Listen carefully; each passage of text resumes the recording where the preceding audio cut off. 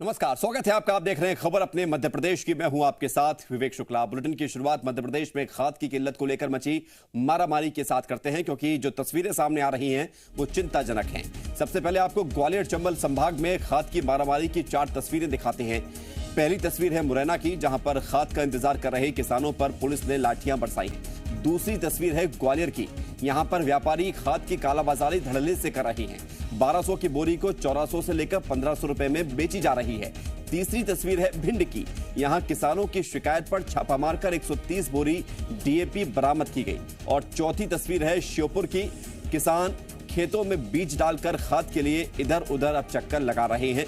किसानों ने कालाबाजारी की वजह से खाद ना मिलने का आरोप अब लगाया है। तो ग्वालियर चंबल संभाग में ये खाद का संकट है और तस्वीरें आपके सामने हैं।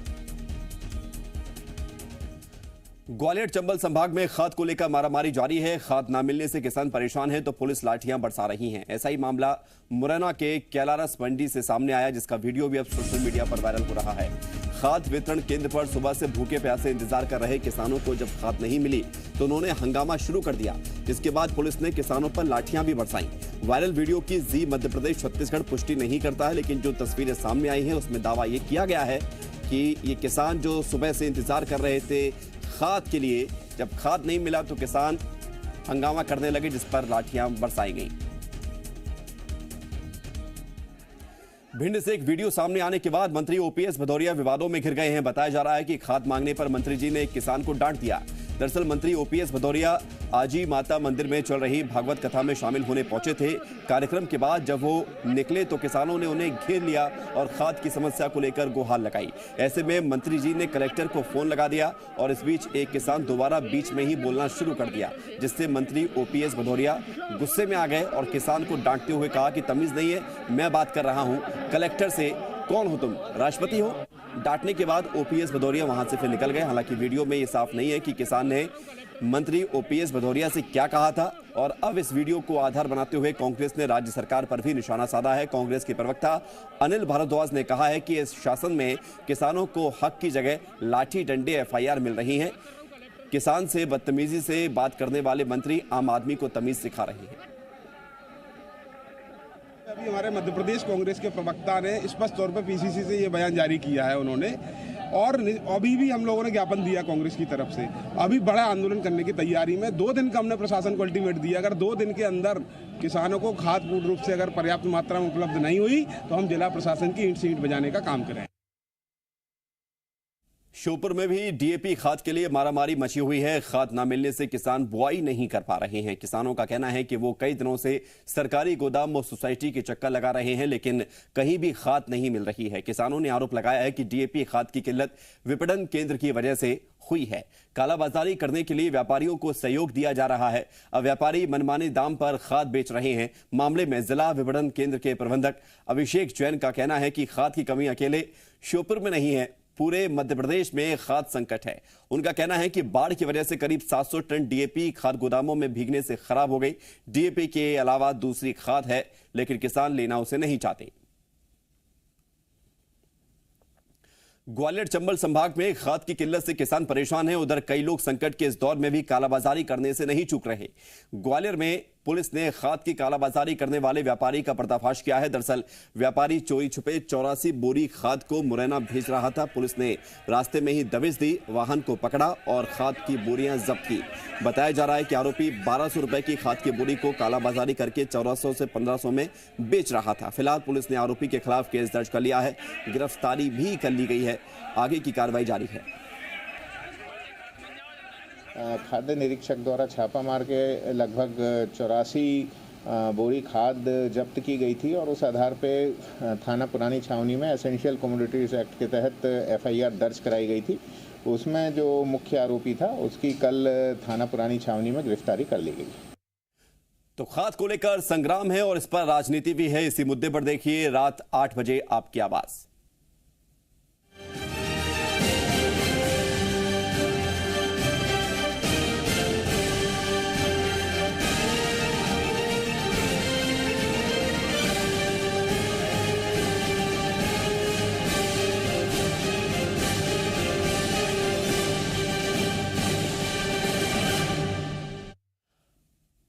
बढ़ते आगे, अलीराजपुर के जोबट उपचुनाव में प्रचार के कई रंग देखने को मिल रहे हैं। थापली गांव पहुंची बीजेपी प्रत्याशी सुलोचना रावत, सांसद गुमान सिंह डामोर और जिला अध्यक्ष वकील सिंह ठकराल आदिवासी धुन पर थिरकते हुए नजर आए। नामांकन प्रक्रिया पूरी होने के बाद सभी प्रत्याशी जोर शोर से चुनाव प्रचार में जुटे हैं। चुनाव प्रचार को लेकर बीजेपी प्रत्याशी समेत नेता और कार्यकर्ता थापली गांव पहुंचे थे।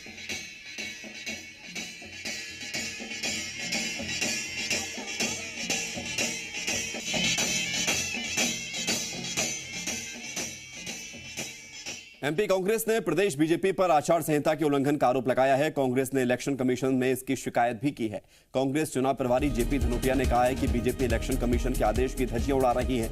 7 बजे के बाद प्रचार करने का आदेश नहीं है, लेकिन उसके बाद भी प्रचार हो रहा है। रात 12 बजे तक प्रचार किया जा रहा है। कांग्रेस ने पृथ्वीपुर में पदस्थ 4 पुलिसकर्मियों को हटाने को लेकर भी शिकायत की है। कांग्रेस का तर्क है कि 2 पुलिस वाले 3 साल से ज्यादा समय से पद पर तैनात है। वहीं एक पुलिस वाला बीजेपी प्रत्याशी का रिश्तेदार है। कांग्रेस ने एक पुलिस वाले पर कांग्रेस मतदाता को धमकाने का भी आरोप लगाया है। निर्वाचन आयोग द्वारा आदेश जारी किए गए हैं कि कोई भी चुनाव प्रचार सुबह 10 बजे से लेकर 7 बजे के बीच में होगा। रात्रि 7 बजे के बाद और सुबह 10 बजे तक नहीं होगा। एक आश्चर्य की बात है कि भारतीय जनता पार्टी के लोग इन सब चीज़ों को मानते नहीं हैं और वो चुनाव प्रचार की और चुनाव आयोग के आदेशों की धज्जियां उड़ा रहे हैं, आदर्श आचार संहिता का पूरा उल्लंघन कर रहे हैं। रैगांव उपचुनाव से पहले आज बीजेपी को उस समय बड़ी राहत मिली जब उनके बागी नेताओं ने अपना अपना नामांकन वापस ले लिया। आज स्वर्गीय जुगल किशोर बागड़ी के बेटे पुष्पराज बागड़ी और बहू वंदना देवराज बागड़ी ने नामांकन वापस ले लिया। पर्चा वापस लेते समय वंदना बागड़ी की आंखों में आंसू थे। आपको ये बता दें कि बीजेपी ने रैगांव से प्रतिमा बागड़ी को प्रत्याशी बनाया है। ऐसे में वंदना बागड़ी और पुष्पराज बागड़ी ने निर्दलीय प्रत्याशी के रूप में पर्चा दाखिल किया था। कहीं ना कहीं असंतुष्टता थी मन में कि मैंने इतने सालों से मेहनत किया और पार्टी ने मेरे नाम पर विचार नहीं किया है, लेकिन अब मुझे समझ में आ गया कि हमें भारतीय जनता पार्टी के परिवार में ही रहना है।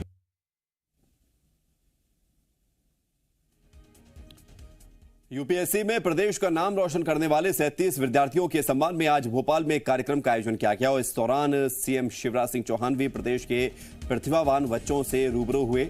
मुख्यमंत्री शिवराज सिंह चौहान ने यूपीएससी के बच्चों जो पास हुए उनसे कहा कि आज गर्व से छाती चौड़ी हो गई है। हम कह सकते हैं कि मध्य प्रदेश में प्रतिभा की कोई कमी नहीं है, क्षमता भी है। उन्होंने बच्चों से कहा कि सबको भूल जाना, लेकिन माता पिता को कभी मत भूलना। इसके साथ ही उन्होंने कहा कि सिविल सर्विसेज का एग्जाम पैसा कमाने के लिए नहीं, जनता की सेवा करने के लिए होता है। अपना अनुभव बताते हुए सीएम शिवराज ने कहा कि अधिकारियों को अच्छे से जानता हूं। पहले वो होते हैं जो बस अपना काम करते हैं, दूसरे वो होते हैं जो अड़चन पैदा करते हैं, जबकि तीसरे अधिकारी वो होते हैं जो अड़चन को दूर करके रास्ता निकालते हैं। संबोधन के दौरान सीएम शिवराज सिंह चौहान ने कहा कि उन्हें प्रदेश की जनता मामा के नाम से जानती है, जिसका एक और मतलब है मामा का मतलब बताते हुए कहा कि एम का मतलब है मेंटोर, ए का मतलब है अवेलेबिलिटी, एम का मतलब है मोबिलिटी और ए का मतलब है एफिनिटी।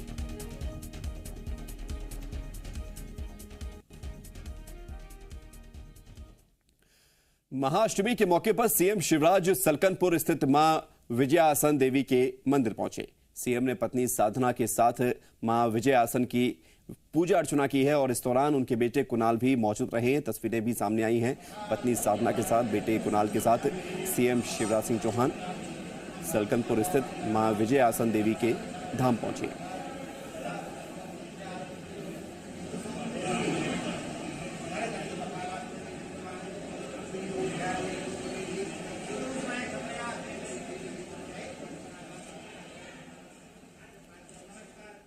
इंदौर में जल जीवन मिशन योजना को लेकर तैयारियां तेज कर दी गई हैं। साल के आखिरी तक जिले के हर गांव तक पानी पहुंचाने का लक्ष्य है, जिसको लेकर सांसद शंकर लालवानी ने अधिकारियों के साथ समीक्षा बैठक की है और जरूरी दिशा निर्देश भी दिए हैं। शंकर लालवानी ने कहा है कि जिले के 570 गांव के 1,94,000 घरों तक 350 करोड़ की लागत से पानी पहुंचाने का प्रोजेक्ट चल रहा है। स्कूल और आंगनबाड़ी केंद्रों तक शुद्ध पेयजल पहुंचाया जाएगा। उन्होंने बताया है कि 1000 आंगनबाड़ी केंद्रों में से 958 में पानी पहुंच चुका है।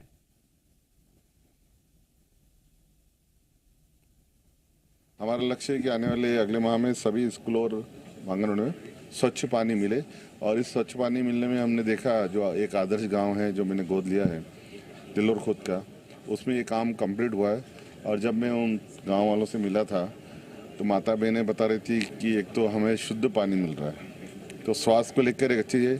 दूसरा उन्होंने खुशी जाहिर की कि दो किलोमीटर दूर हम पानी भरने जाते थे, वहाँ लाइन लगाते थे, कभी कभी आपस में कहा-सुनी भी होती थी। अब हमें हमारे घर में शुद्ध पानी मिल रहा है।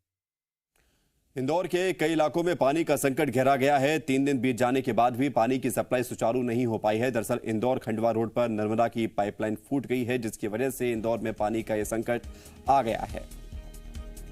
नर्मदा लाइन में लीकेज के चलते राजमोहल्ला, अन्नपूर्णा, लोकमान्य नगर, द्रविड़ नगर स्थित स्कीम नंबर 103 की टंकियों तक पानी नहीं पहुंच पा रहा है और ऐसे में कॉलोनियों में भी पानी की सप्लाई ठप है।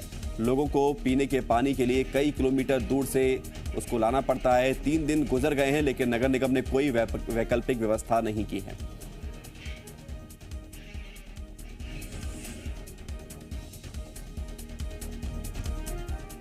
इंदौर में बिना अनुमति गरबा का आयोजन करने और नियमों का उल्लंघन करने पर गरबा आयोजकों पर प्रशासन ने शिकंजा कसा है। मामले में पुलिस ने संचालक समेत 5 लोगों पर केस दर्ज किया है। मामला इंदौर के गांधीनगर थाना क्षेत्र के ऑक्सफोर्ड कॉलेज का है, जहां एसडीएम पराग जैन ने रविवार रात 9 बजे तक ही गरबे की इजाजत दी थी। इसके साथ ही 800 लोगों की एंट्री की ही परमिशन दी गई थी, लेकिन संचालक तय समय के बाद भी गरबे का आयोजन करते रहे और 800 की जगह करीब 5000 लोगों की एंट्री कराई गई। आयोजक अक्षांशु तिवारी ने ना तो इसकी कोई जानकारी दी थाने में और गरबे में कोविड गाइडलाइन का भी जमकर उल्लंघन किया गया। इन सब के अलावा गरबा स्थल पर बजरंग दल ने भी हंगामा किया। हंगामे के बाद पुलिस ने गरबे से गैर हिंदू युवकों पर भी प्रतिबंधात्मक कार्रवाई की है और इस कॉलेज संचालक आयोजक अक्षांशु तिवारी पर भी केस दर्ज कर हिरासत में लिया है।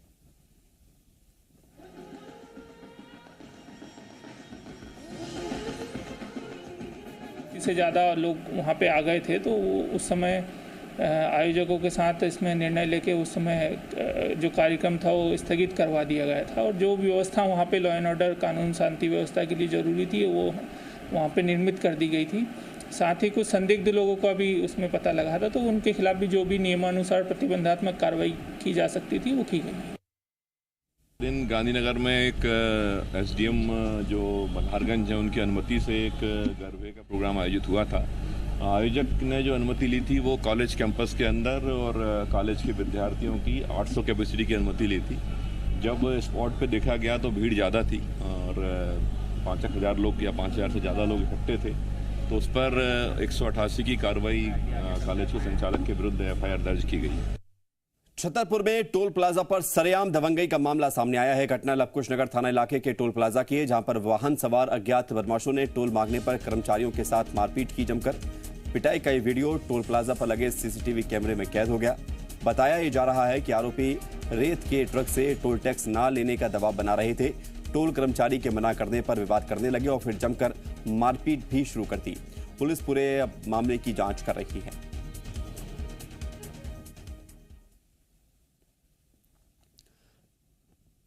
अनूपपुर से खबर है, जहां पर सनसनीखेज घटना सामने आई है। चंद रुपयों के लिए लालच में एक पिता ने अपनी बेटी को राजस्थान के कुछ मानव तस्करों के हाथ बेच दिया, लेकिन पुलिस ने सक्रियता दिखाते हुए पिता समेत तस्करों को धर दबोचा।